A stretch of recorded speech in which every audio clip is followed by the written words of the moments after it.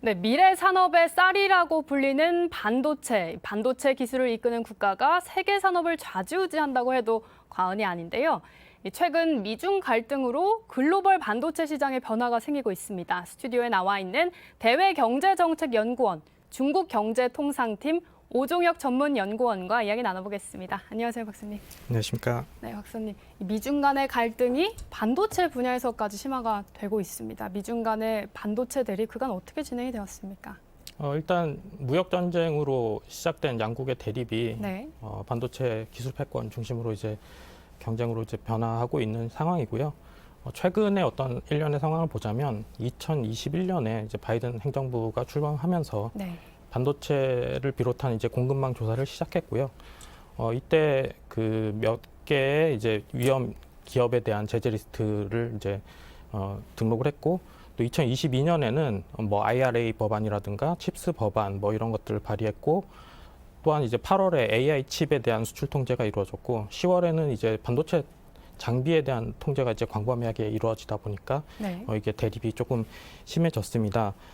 그리고 이제 또 올해 넘어와서는 미국의 어떤 그런 것보다는 또 네덜란드, 일본 같은 기업, 그 국가가 네. 이제 마찬가지로 수출 통제에 동참하다 보니까 중국이 굉장히 격앙된 반응을 보였고요. 네. 그리고 또 이제 뭐 이게 단순히 이제 계속 그 대응을 거의 안 하다시피 했는데, 최근에는 마이크론 기업에 대한 수출 통제 제재를 하든지 아니면 갈륨과 게르마늄에 대한 수출 통제 조치를 실행을 해왔습니다.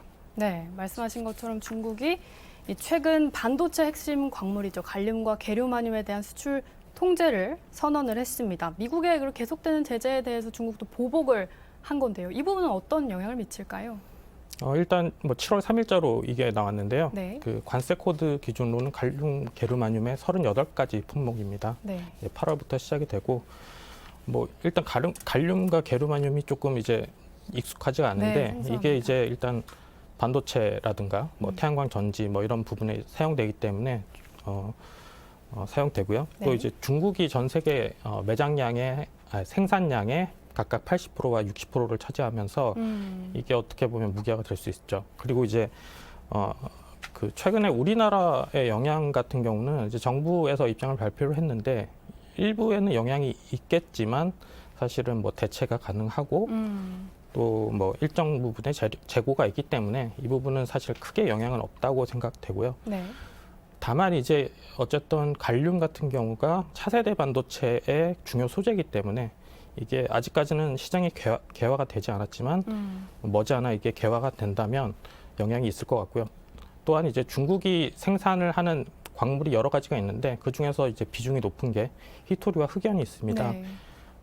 그게 만약에 또 수출 통제가 이루어진다면 그 부분에는 또 영향이 좀 있을 것 같고요. 관련 사항에 대해서는 모니터링이 필요해 보입니다. 네. 그러니까 현재 우리로서는 크게 미칠 영향은 크지 않지만 그래도 추가로 규제가 되는 광물에 대해서는 모니터링을 해야 한다. 이렇게 네, 맞습니다. 말씀을 해주신 건데, 그런데 일각에서는 이렇게 수출 규제가 계속 이루어지면서 중국의 반도체 국산화를 오히려 더 높이는 게 아니냐 이런 입장도 있습니다. 이 부분 어떻게 보십니까? 일단 뭐 중국이 반도체 세계 최대 장비 시장인데요. 네. 대부분 수입에 의존을 했습니다. 네. 그동안 이제 국산화가 안 된 거는 뭐 기술력이 조금 떨어진 부분도 있겠습니다만, 네. 반도체 장비라는 게 이제 표준화가 굉장히 중요합니다. 근데 네. 이제 글로벌 표준을 거의 해외 장비사가 주도하고 있었기 때문에 이런 부분이 있었고요. 다만 이제 뭐 작년에 어떤 첨단 반도체 장비 수출을 미국이 막았는데, 그거보다는 이제 곧 시행이 될 일본과 네덜란드의 조치가 조금 더 영향이 클 것 같습니다. 일단 네. 뭐 그 첨단 반도체 그 아래 단계라고 하는 그 EUV 장비가 아닌 이 DUV 장비를 일단 그 두 나라가 거의 독점해서 생산을 하고 있기 때문에 이 부분에 좀 영향이 있을 것 같고요.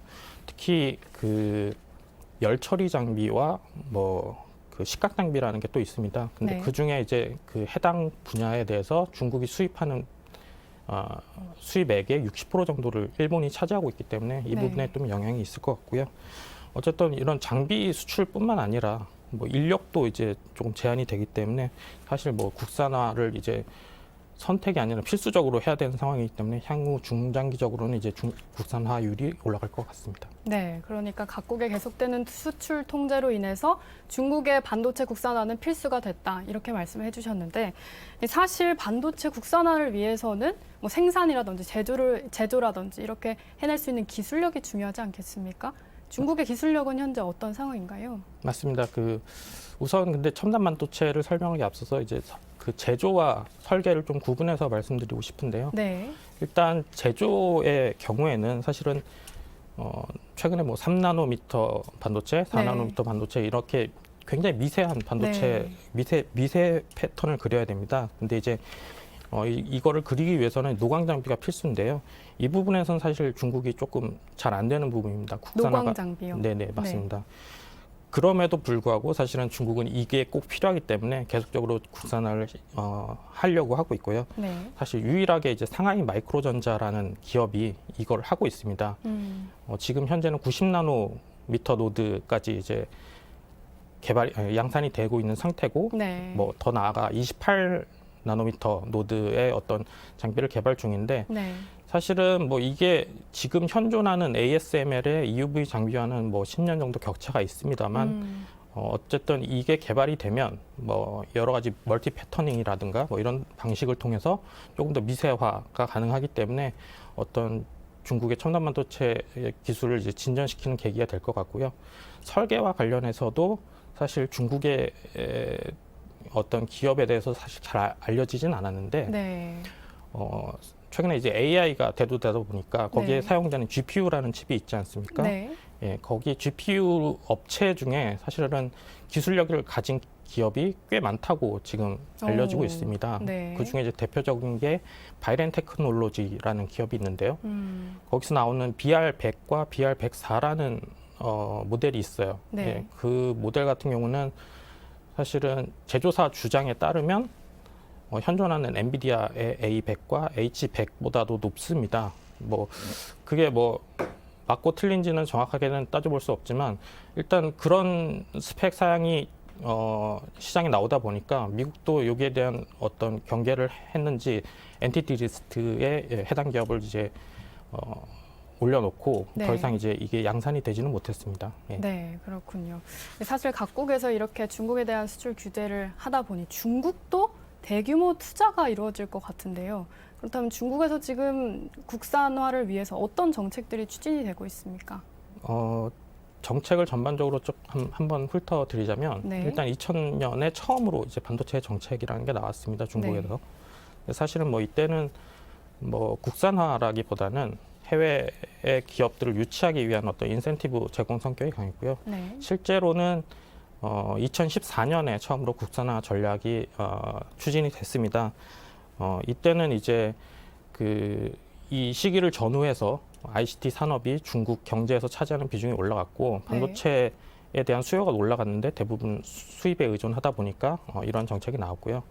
이후에 이제 2015년에 제조 2025라는 정책이 나왔는데 이때는 반도체 자금률을 굉장히 높여서 이제 발표를 했습니다. 물론 뭐 2030년까지 75%라고 했지만 굉장히 공격적인 수치를 제시를 했고 뭐 이게 빌미가 돼서인지는 모르겠지만 이후 이제 미중 간의 경쟁이 시작됐고 이런 반도체 제재가 본격화되면서 일단 중국은 좀 정책 전략을 조금 조정을 했고요. 그럼에도 불구하고 뭐 14차 5개년에서 보면 반도체가 어떤 발전과 안보의 핵심이라고 다시 규정을 했기 때문에 이 부분은 이제 계속적으로 이 목표에 따라서 진행을 할 거고요. 단순히 국가 전략화뿐만 아니라 이걸 실행시키기 위해서는 이제 금융 지원이 필요합니다. 이제 대표적인 것이 2014년에 이제 국가 전략화하면서 국가 반도체 펀드가 이제 시작이 됩니다. 1기 펀드는 약 뭐 25조 원 정도 된다고 하는데요, 하나로. 5년 동안 이제 이게 투자가 되었고 이를 바탕으로 5년 뒤인 2019년에 2기 펀드가 다시 새로이 출범이 됐습니다. 근데 이제 금액이 더 커졌어요. 35조 원 정도 됐고 일기에서는 투자를 안 했던 EDA라든가 뭐 이런 분야에도 투자가 되었습니다. 근데 이제 또 다가오는 내년이 또 5년이기 때문에 네. 아마 곧 3기 펀드가 나올 것 같고요. 네. 그 밖에도 그 자금 조달을 하기 위해서 기업들 자금 조달 지원하기 위해서 상하이의 커창반이라는 이제 주식 시장을 만들었고 또한 이제 몇 년에 걸쳐서 계속적으로 이제 반도체 기업에 대해서 세제 지원 뭐 이런 것도 하고 있고요.